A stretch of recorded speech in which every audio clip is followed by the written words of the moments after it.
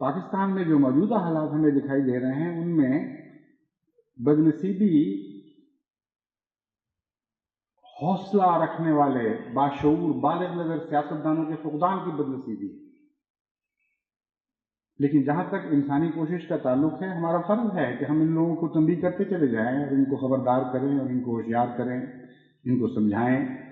اور ان کو دکھائیں کہ جن راہوں کی تم پیروی کرتے ہوئے دکھائی دینے لگے وہ ہلاکت کی راہیں. اس کے بعد ہم پر پھر وہی حکم نازل ہو جاتا، حکم اطلاق پاتا ہے جو ہمارے آقا پر اطلاق پایا تھا، انما انت مذکر لست علیہم بمسیطر. اگر حضرت محمد مصطفیٰ صلی اللہ علیہ وآلہ وسلم کے متعلق اللہ تعالیٰ یہ فرماتا ہے کہ تیری حیثیت صرف نصیحت کرنے والے کی، تو ان پر داروغہ نہیں،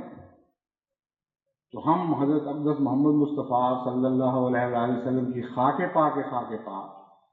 ہم بھلا کہاں یہ حیثیت رکھتے ہیں کہ اپنے آپ کو داروغے بنا بیٹھیں اور مذکر کی حیثیت سے باہر چھلانگ لگائیں.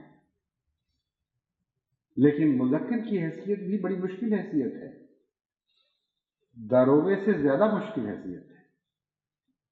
بڑے صبر کے تقاضے ہیں اس حیثیت میں، بڑے مراحل ہیں جن پر ثبات قدم اختیار کرنا بڑا مشکل کام ہوا کرتا ہے. لیکن بہرحال ہمارے مقدر میں یہی ایک رستہ لکھا ہوا ہے، اسی رستے پر ہم نے چلنا ہے اور ضرور چلنا ہے. ہر مشکل، ہر مصیبت کو برداشت کر کے بھی اس کو چلنا ہے. اس لیے جماعت کا فرض ہے کہ قوم کو متنبہ کرے اور سمجھائے، اور آج کے سیاستدان کو خواہ وہ پارٹی کی، حکومت کی پارٹی سے تعلق رکھتا ہو یا حکومت سے باہر کی پارٹی سے تعلق رکھتا ہو، خوب اچھی طرح کھول کر دکھائے کہ پاکستان کی سیاست کو تباہ کرنے میں سب سے بڑا، بلکہ شاید ایک ہی ہاتھ ہے اور وہ مولوی کا ہاتھ ہے.